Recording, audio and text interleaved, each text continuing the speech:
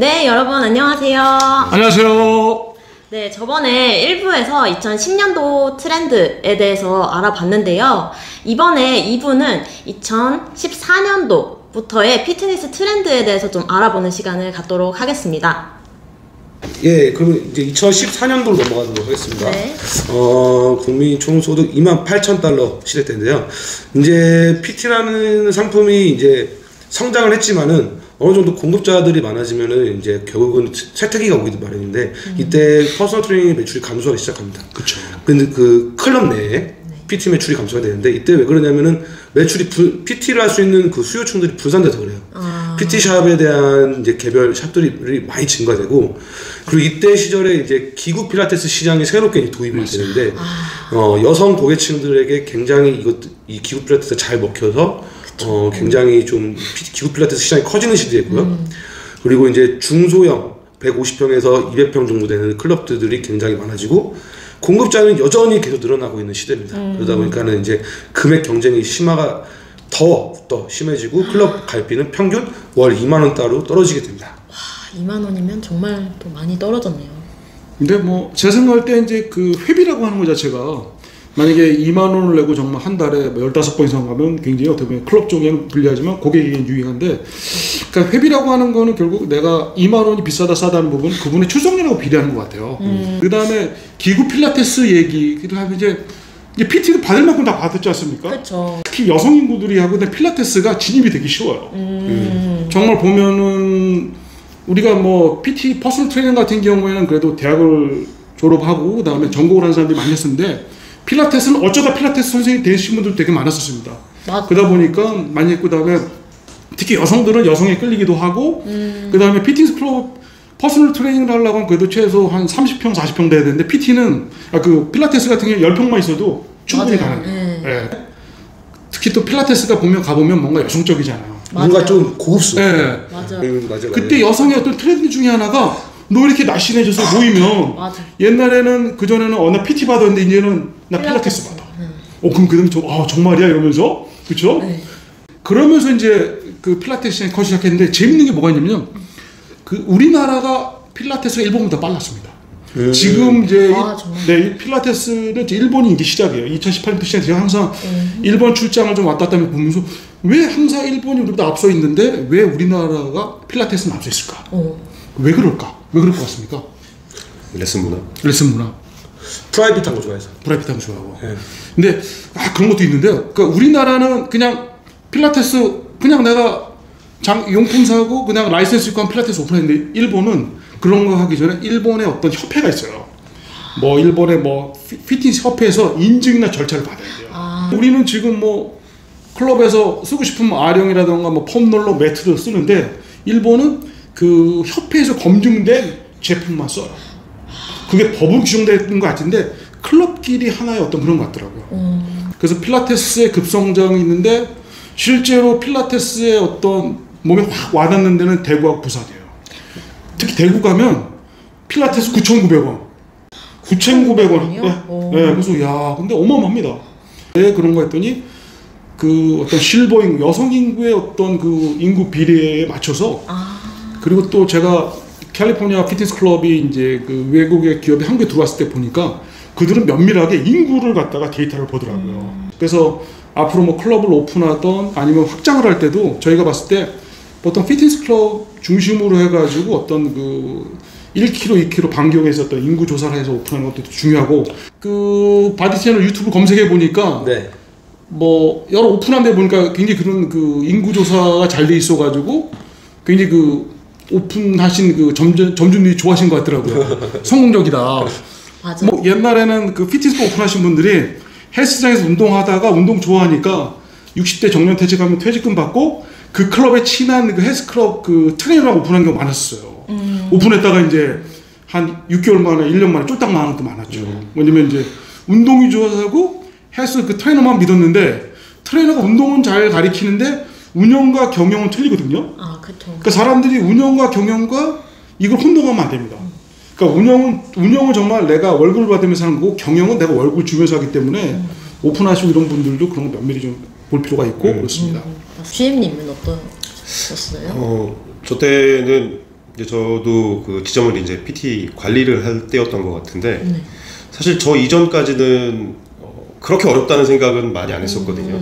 근데 저렇게 2010년 넘어가고 저 시기가 되면서 사실 PT샵이 굉장히 많이 늘어났잖아요. 근데 이제 PT가 어느 정도 문화로 자리 잡아서 센터에서 PT를 받는 회원들이 많아지다 보니까 이제 그게 트레이너들한테는 경험이 되는 거죠. 내가 트레이너로서 성장한 데도 경험이 되고 또 많은 수업하다 보니까 상대적으로 좀 높은 급여를 받는 트레이너들도 많이 있었고 그래서 그 이전에는 그런 직원들이 많이 있으면 매니저로서 뭐 급여도 많이 가져오고 이런 것도 있었는데 어떤 저 시기를 좀 기점으로 해서 자기 자그마한 샵을 내 능력이 이제 이만큼 되니까 내가 내 스스로 내 매장을 하고 싶다. 회사에 뭐 나눠먹기 이런 거 하기 싫다. 내가 다 먹어야지. 약간 이런 친구들도 굉장히 많이 생겼던 것 같아요. 그래서 신입사원으로 뽑아서 열심히 교육을 하고 트레이너로서 성장을 할 수 있게 만들어주면 한 2, 3년 정도 이렇게 밑에서 회사에서 일을 하다가 뭐 그동안 잘 배웠습니다. 제가 나가서 한번 제 거 해보겠습니다. 이런 친구들이 굉장히 많아졌던 시기인 것 같아요. 그 전에는 몸 만들기를 하면 여자분들, 남자분도 마찬가지지만 대부분 PT라는 창구가 한 개밖에 없었다 그러면 여자분들 같은 경우에 레슨을 하다가 제가 이제 레슨을 좀 그만하려고요 라고 하는 이유 중에 하나가 필라테스에 대한 어떤 궁금증. 맞아요. 어차피 비슷한 금액인데 저것도 한번 해보고 올게요 이랬던 회원들이 좀 생겼던 시기인 것 같기도 좀 해요. 2010년 후반쯤에 갔을 때는 필라테스를 받다가 본인이 필라테스 강사가 되는 그런 케이스들도 뭐 그 조금 전에는 아까 스피닝 얘기했었는데 스피닝 열심히 타던 회원분이 스피닝 협회에서 이제 스피닝 강사 자격증을 따서 아르바이트로 저녁에 스피닝을 하던 선생님들이 있었던 거죠. 맞아요. 회원 중에서 많고. 스피닝에 갑자기 생각나는 분이 제키 토탈 피트니스. 맞아요. 제키가 그때 미국의 스피닝은 이제 이렇게 안정되면서 자 1, 2, 3 하면서 굉장히 그 스탠다드가 갔는데 제키는 뭐 진짜 그 스피닝 날라다녔잖아요. 막 근데 어떻게 보면 그 당시에 전부 다 야 그 제키 그 경망스럽다 뭐 저렇게 타냐 그다 떨어지면 어떻게 했는데 지금에 보면 펠레톤이 그렇게 하고 있지 않습니까? 그러니까 어떻게 보면은 펠레톤이 먼저는 제키 토탈이 아닌가. 그 정도로 스피닝이 어마어마했어요. 그때 뭔가 그러니까 스피닝 자전거를 즐긴다기보다는 진짜 클럽처럼 막 그 사이키에서 막 진짜 엄청나게 막 하며 그쵸? 그랬던 기억이 나네요. 한국의 흥문화라는 것도 잘 맞아요. 그러니까 제가 봤을 때 뭔가 그러면서 이제 스피닝이 없어지게 된 계기가 좀 그 스피닝 자체가 제가 봤을 때 그 활용도가 좀 낮다 보니까 스피닝이 딱 놔둔 상태에서 오전에 한 타임 근데 오전에도 못하고 오후에 보통 한 타임 두 타임 하다 보니까 자리만 찾고 있어가지고 그쵸. 그래서 스피닝을 이제 빼는 경우인데 정말 스피닝은 정말 좋은 운동인 것 같아요. 저는 2014년도 트레이너 기준으로 봤을 때 이때는 좀 클럽 수가 이제 PT샵을 포함해서 일반 클럽 수들이 많아지다 보니까 2010년도 전에는 한 매장당 트레이너들이 막 12명, 13명 막 이랬어요. 근데 이제 슬슬 이때부터 트레이너들이 이제 매장 내에 좀 뽑기가 힘들어졌죠. 왜냐? 공급자들이 계속 많아지니까는 뭐 솔직히 트레이너의 인력은 수는 한정적이고 그러니까 이때부터 좀 트레이너들 채용적인 부분들이 조금 힘들어졌던 시기가 이때 시기부터였던 것 같아요. 그러면 다음은요, 상무님? 예, 이번에는 이제 가장 최근에 2018년도 국민 총소득 3만 달러일 때의 피트니스 시장을 보도록 하겠습니다. 이때부터 이제 좀 본격적으로 좀 이제 좀 이슈화가 됐던 게 뭐냐면은 그때부터 좀 정부에서 좀 최저인건비를 좀 상승을 하는 것들이 본격화됐어요. 네네네. 그래서 뭐 어떻게 보면 인건비에 대한 부분들에 대한 고정 비용에 대한 부담감이 올 수 있고 물가도 상승하고 그래서 제가 아까 말씀드렸처럼 트레이너에 대한 수급이 본격적으로 좀 어려워지기 시작합니다. 뭐 뒷단에도 말씀드릴 거지만은 저출산의 부분도 굉장히 커요. 그렇죠.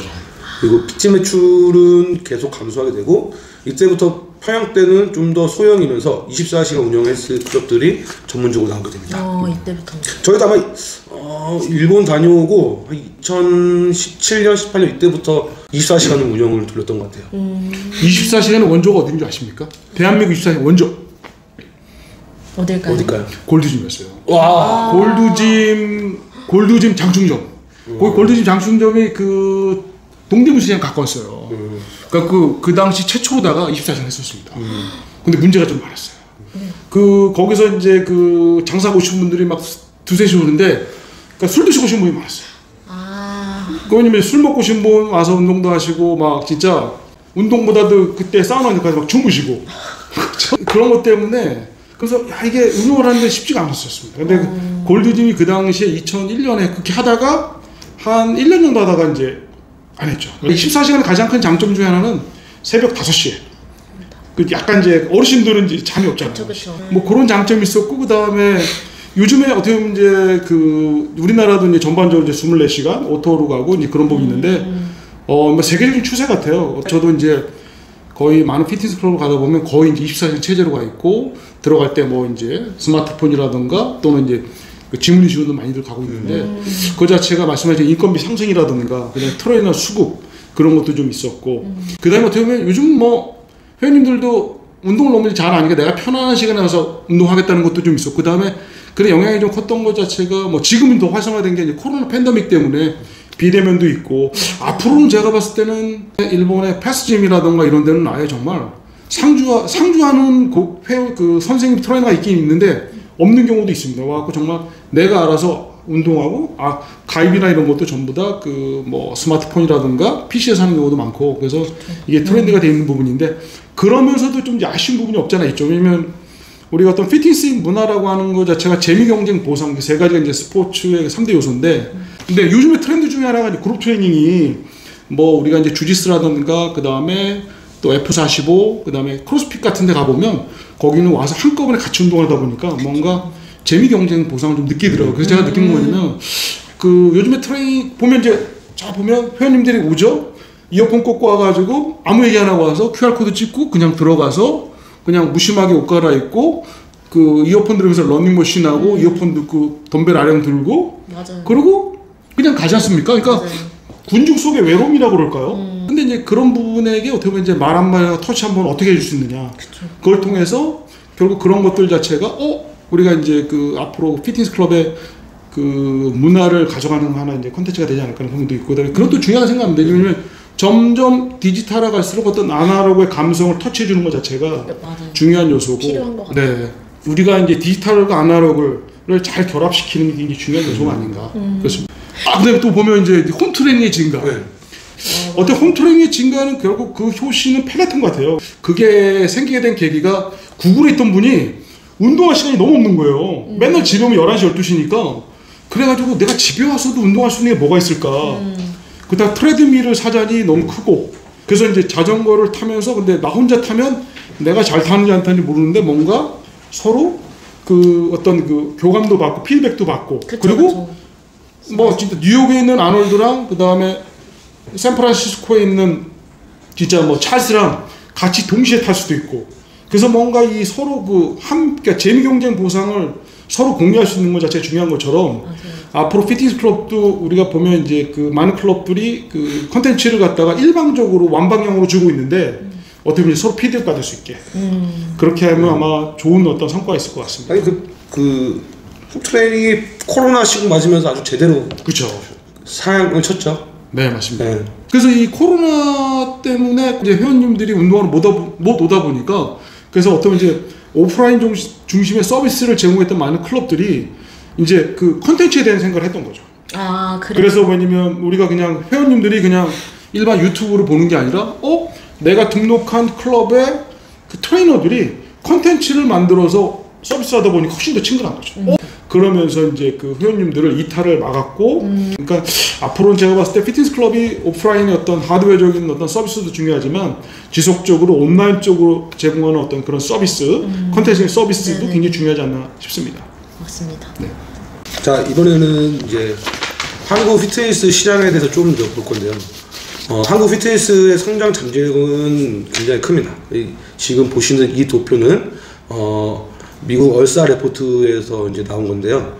전 세계 피트니스 인구 퍼센테이지로 나눈 건데 한국은 7.5% 2019년도 기준 때 7.5%밖에 안 돼요. 그러니까 아직 잠재력은 더 큰 걸로 보이고요. 그리고 한국 피트니스 시장이 재밌는 게 뭐냐면은 전 세계적으로 이제 글로벌 이제 브랜드들이 이제 많은 나라에 이제 입점을 하는데 한국 시장은 7%밖에 지금 글로벌 브랜드들이 입점을 못 하고 있습니다. 지금은 조금 늘었을 거라고 예상은 되지만은 그래도 어려워요. 왜냐면은 그만큼 한국 시장이 경쟁도 치열하지만은 주어지는 그런 서비스나 이런 것도 상당히 많아서 실제로 글로벌 기업들이 진출하기 상당히 어려운 시장입니다. 네. 거의 뭐 일본만 하더라도 그 뭐 애니타임이라던가 그 다음에 골드짐도 그렇고 그런 클럽들이 굉장히 많이 들어가 있고 물론 이제 일본의 뭐 코나미라던가 센트럴, 오아시스, 르네상스, 뭐 라이잡 이런 친구들도 있지만 그러면서 아울러 이제 글로벌 브랜드들 피트니스 클럽에 같이 돼 있는데 한국은 유독 강한 게 왜 그럴까요? 일단은 금액대도 많이 무너져 있고 왜냐면은 일본 애니타임 그래도 월 한 5, 6만 원 유지되고 있잖아요. 네, 맞습니다. 근데도 그 시장을 어떻게 보면 점유를 했는데 지금 우리나라에서 월 한 6만 원 정도 수준, 6, 7만 원 정도 수준으로 한다면은 다른 공급자들이 너무 세요. 그쵸. 아시아 시장에서 공급자가 제일 인구수들이 제일 많은 레포트도 있는 반면에 그만큼 아시아 시장이 굉장히 힘든 시장으로 보입니다. 저는. 아까 전에 얘기했던 것들에서 좀 나왔지만 뭐 캘리포니아가 우리나라에 들어와서 어떤 대형 피트니스의 첫 모델로 이렇게 자리를 잡았다면 저는 그거를 우리나라에서 한국화를 잘 시킨 것 같아요. 벤치마킹을 잘해서 우리 스타일로 잘 만들어 놓고 또 실제 뭐 각 나라들마다 문화 같은 것들이 틀릴 거기 때문에 우리나라 사람들이 또 그런 부분에 있어서 되게 앞서가잖아요. 네, 맞습니다. 그래서 한국화를 잘 시키고 시장화를 잘 시켜서 많은 브랜드들, 좋은 브랜드들 많이 만들어 놓으니까 아마도 그들이 들어오기에는 또 그만큼 힘든 조건이 되지 않을까 하는 생각도 합니다. 저는 한국만이 갖고 있는 특별한 피트니스 콘텐츠 문화가 있거든요. 젊었을 때 항상 어디를 여행을 가면 피트니스 클럽 투어를 많이 갔는데 고베 가가지고 그래 오늘 이제 그 고베 코나미에 있는 호텔에 묵으면서 이제 투어를 하고 저녁에 운동하러 갔거든요. 당연히 이제 저는 그래 뭐 운동복을 안 주는 건 알고 있었어요.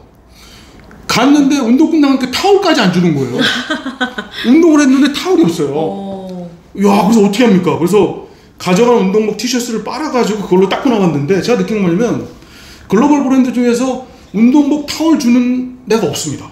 미국 안 줘요. 유럽도 안 주고 일본도 안 줍니다. 일본에 주는 데가 있는데 일본에 어디냐면 마르노치라고 하는 데가 있는데 마르노치 피트니스 클럽은 운동복하고 타올을 주는데 그러면 한 달에 거의 4, 5만 원을 더 내야 돼요.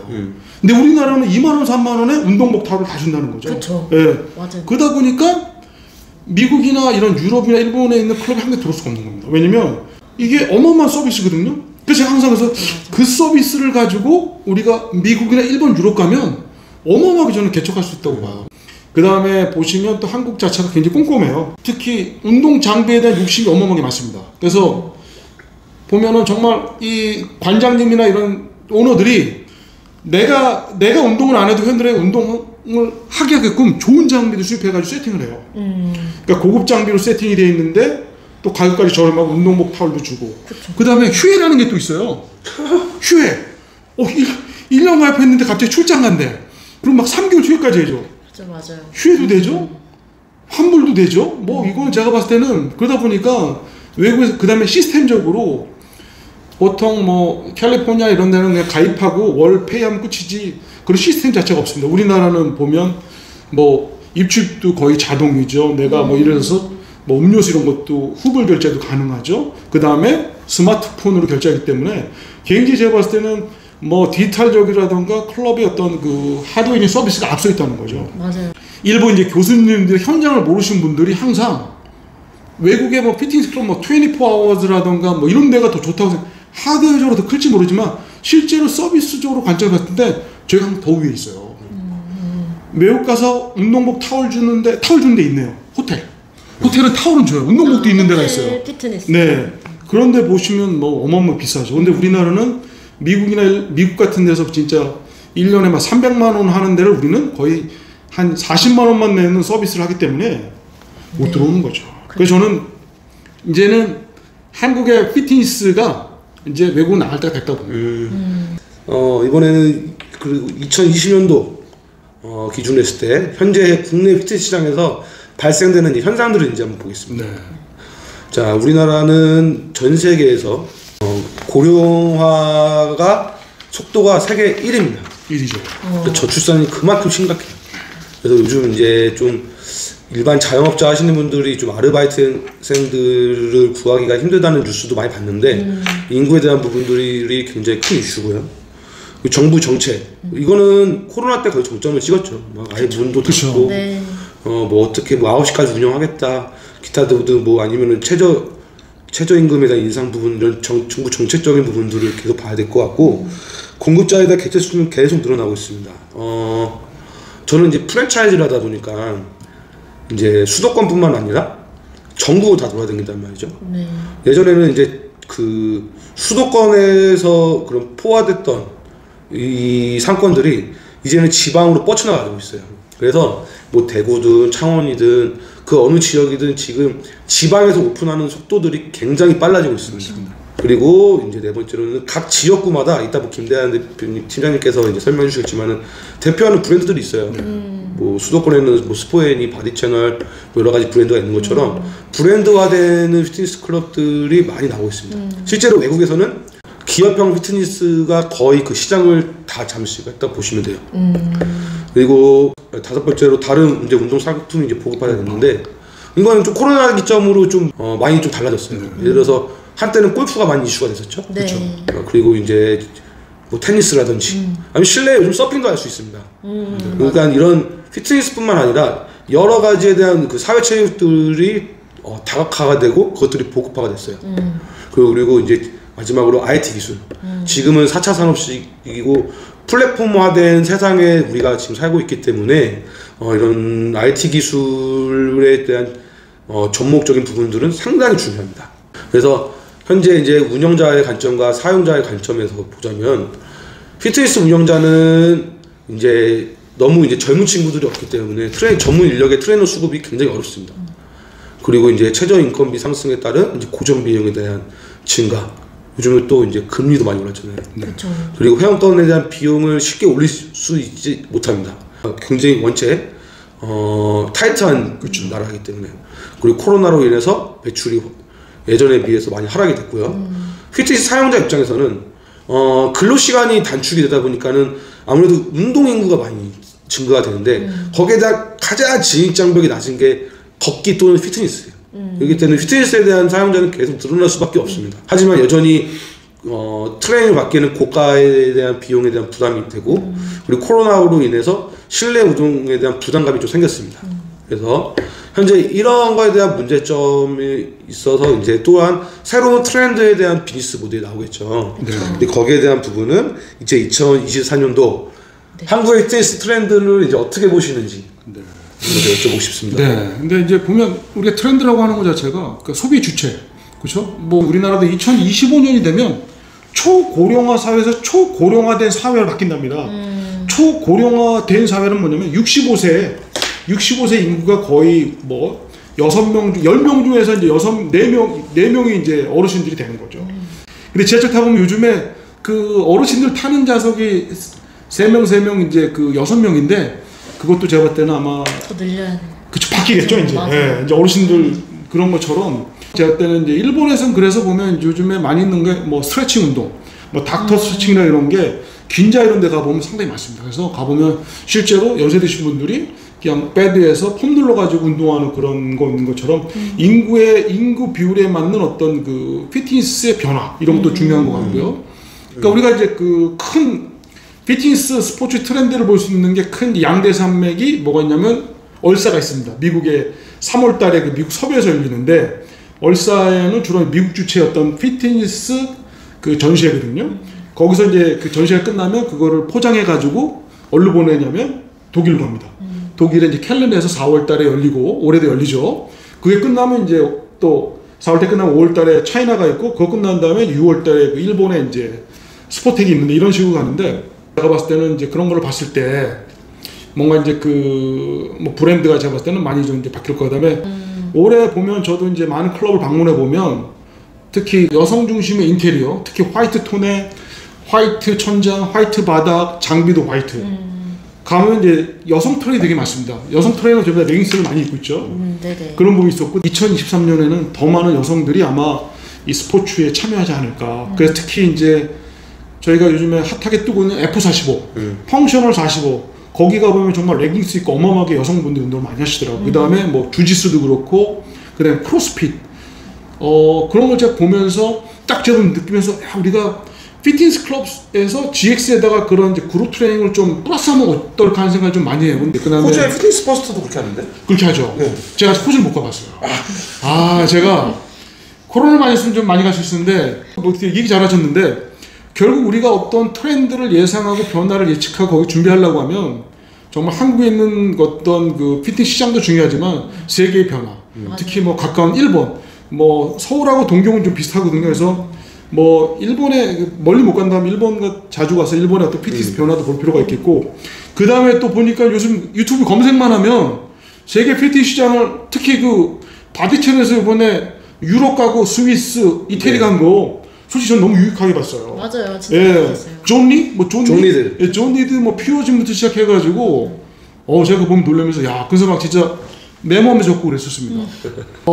미래 트렌드 중에 하나가 이제 IT 기술인데 결국 애플도 키우고 있는 시장 중에 하나가 이제 헬스케어, 뭐 애플워치, 그 다음에 구글도 보면 이제 구글 핏빛 아시죠? 스마트 웨어러블의 원조인데 그게 제임스 박이라고 하시는 분이 그걸 한국 분이세요. 제임스 박이 이제 미국에서 그 핏빛을 만들었는데 그걸 지금 팔았죠. 그다음에 아마존에 여러 가지 클라우드인데 얘네도 준비하고 있는 게 웨어러블이에요.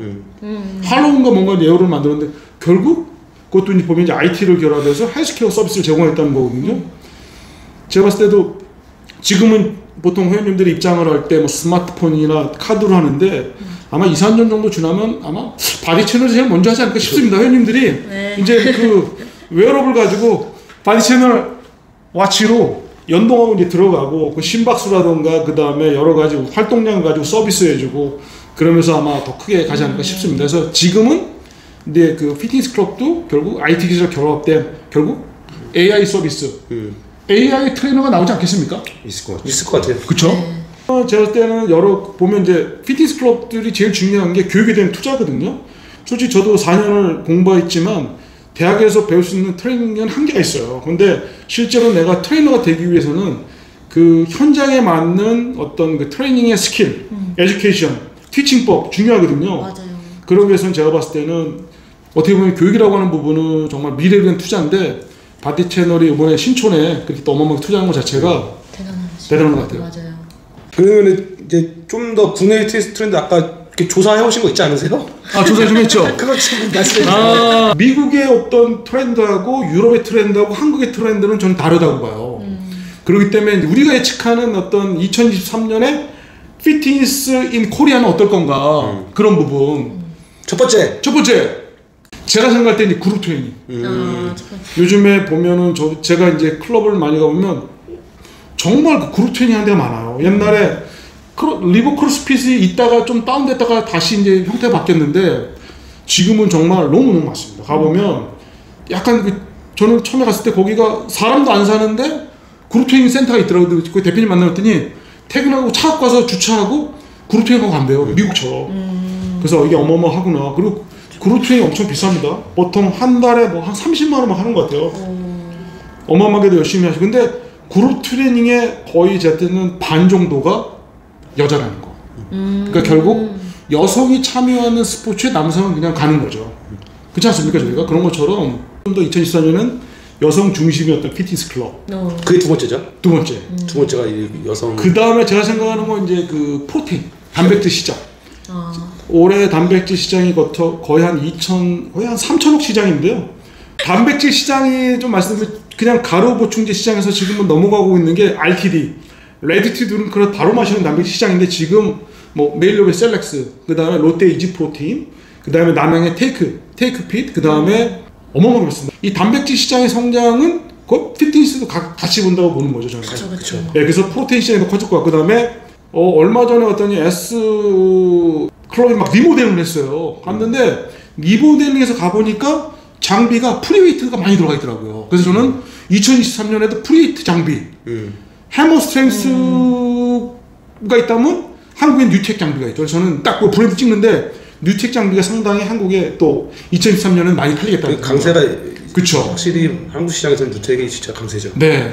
그래서 뭐 요즘에 스쿼트도 그렇고 뭐 파워렉도 그렇고 이제 그런 트렌드 계속될 것 같고. 그 다음에 이제 스트레칭, 왜냐면 이제 실버 인구에 맞게 이제 스트레칭이 많이 들어갔고, 그 다음에 저는 그 다음에 246. 네, 왜냐면 이제 2만 원대에서 4만 원으로 바뀌고 이제 4만 원에서 6만 원으로 간다고 좀 보고 있습니다. 옛날에 보면은 이제 2만 원 하면 실제로 가입할 때 보면 부가세 10% 붙죠. 그렇죠. 그다음에 운동 낙하가 한 달에 10,000원씩 해서 원래 4만 원이었거든요. 그런 것처럼 이제 가격이 상승된다는 게 좀 있고, 그다음에 필라테스도 7번째는 필라테스도 이제는 그룹 필라테스로. 그래서 이제 갈 것 같고, 그다음에 스마트 짐의 강세. 보면은 이제 스마트 짐의 가장 강세 중에가 디렉스.